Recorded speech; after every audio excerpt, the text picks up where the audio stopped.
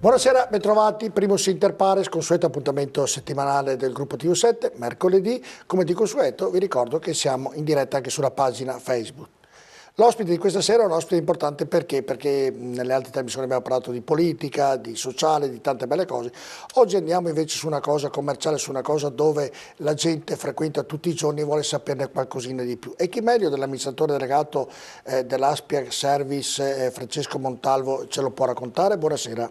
Buonasera e grazie per l'invito. Ci mancherebbe altro, e quindi dedicheremo questa puntata appunto alla grande distribuzione, a come funziona, alle domeniche se devono lavorare o noi dipendenti, insomma a tante belle cose che lei ci racconterà. Come va intanto? Ah, bene, tutto a posto? Sì. Non è così facile fare il nostro mestiere come delle volte potrebbe sembrare, è un mestiere che diventa sempre più impegnativo perché i clienti probabilmente sono sempre più bisognosi di attenzione, c'è anche una concorrenza spietata, e c'è anche una grossa concorrenza. Te ne faccio una domanda così, prima di sentire l'assessore, continua una domanda, una curiosità. Ovviamente la concorrenza è spietata, perché in tutti i rami, in tutti i lavori la concorrenza è spietata. La mia domanda è, poi la torta è sempre quella, chi vincerà? La torta è sempre quella e tendenzialmente si sta anche riducendo perché la gente non mangia la stessa quantità di una volta, quindi non solo i consumi stanno cambiando e si stanno riducendo, ma la concorrenza aumenta sempre di più, per cui è un confronto sempre più impegnativo e vincerà la qualità come in tutte le questioni. La questione commerciale si vincerà solamente attraverso la soddisfazione del cliente. Ecco, ma in questa domanda, Montalvo, voglio essere magari cercare di chiarirla. Succederà che ci saranno molte unioni fra le grandi distribuzioni per rimanere unici e più potenti, tra virgolette, oppure tante chiuderanno? Se faccio un esempio, una volta aprivano molte banche, ora tante filiali hanno chiuso, aprivano il Vendo Oro, che ne so, e poi chiudono, cioè quando è troppo è troppo. Ecco, la grande distribuzione fa questo tipo di ragionamento in prospettiva? Ma io credo che non sia una questione esclusiva di alleanze. Secondo me bisogna costruire le sinergie più adeguate per riuscire a costruire un risultato economico che poi possa far sì che si possa reinvestire. Questo secondo me è il messaggio più importante. Quindi innanzitutto qualità nel servizio erogato, qualità nei prodotti, qualità dal punto di vista anche organizzativo, no? Quindi da una parte bisogna cercare di soddisfare al meglio i nostri clienti, l'informazione che può essere data è che non c'è una ricetta unica per fare il nostro mestiere, no? Certo. Di sicuro si può dire che le grandi superfici, quelle che hanno reso più difficile fare la spesa, investire troppo tempo, stanno via via avendo sempre più difficoltà e di sicuro si può dire che sta ritornando il rapporto umano come valore quello essenziale, piccolino, diciamolo, e no? quindi c'è anche nella grande distribuzione un ritorno ai piccoli supermercati. Ne parliamo perché è interessante questo, però prima andiamo a sentire, noi abbiamo come di consueto il nostro politico che è l'assessore Contin e ogni volta ci racconta qualcosa, sentiamo cosa ci racconta questa sera. Grazie Giorgio della Linea, un saluto a voi in studio. Noi qui naturalmente abbiamo come sempre l'assessore Ciano Contin, leader del movimento politico molto buio Femociaro. Posso chiederle una curiosità, perché ci vediamo ormai da diverse puntate, ci conosciamo da diverso tempo, ma non le ho mai chiesto, lei è proprio il fondatore del vostro movimento politico? Sì. Cosa vuole? Prima avevo fatto una lunga navetta, perché non sono gavetta, ho limitato in tanti partiti politici. No, guardi, è militato, nel suo caso forse va bene anche limitato, ma comunque è militato.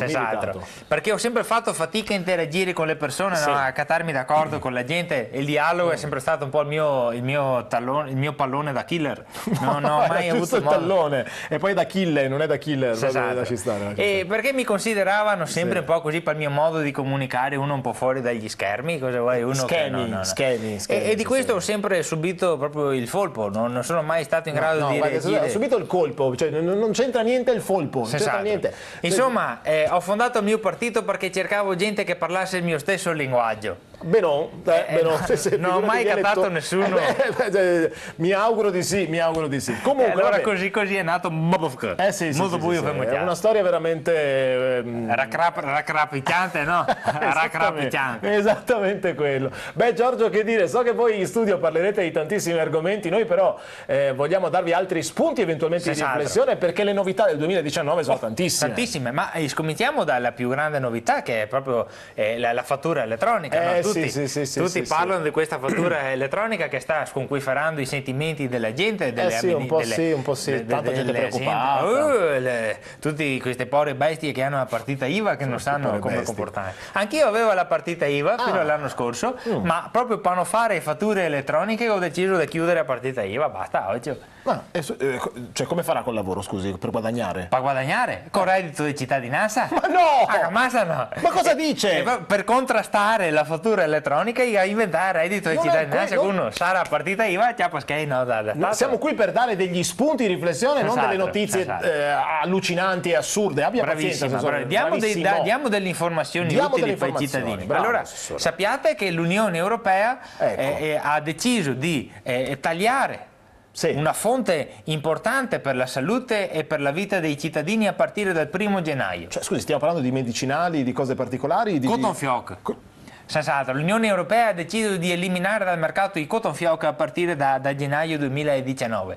È una notizia anche questa che mi ha lasciato putrefatto, perché ne doparavo in quantità industriali, io per nettarmi le leggi davo bene. Penso molte persone, però immagino che mi confermano dalla regia che è una notizia reale, mi immagino l'abbiano fatto più che altro per una questione di smaltimento dei rifiuti, per la raccolta differenziata, perché inquinavano parecchio. Ma inquinavano parecchie bottiglie, buttai al water, che problema che sei? No, serve fare la raccolta differenziata. Ma è appunto quello il problema, no? E poi diceva che era anche un problema per la salute, che non iva bene.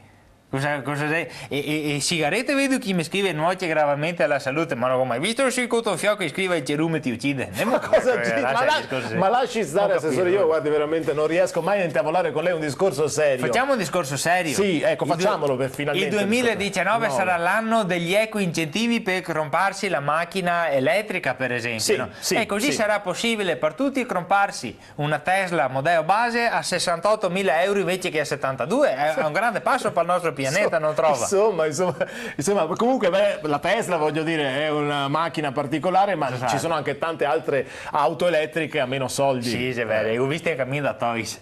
Che non è un maggio, che è solo un posto che sta un puteo, e te che avere anche sempre tua mamma e tuo padrino col telecomando, è scomodo, ma non è solo, lasci stare, assessore, ascoltami, a proposito delle macchinette, mi viene in mente una barzelletta delle macchine, ascoltami, tasi. E ora, certo che sei Babbo Natale, no, che va dal meccanico e che dice meccanico, ho un problema con la cinghia, e il meccanico che dice è slitta?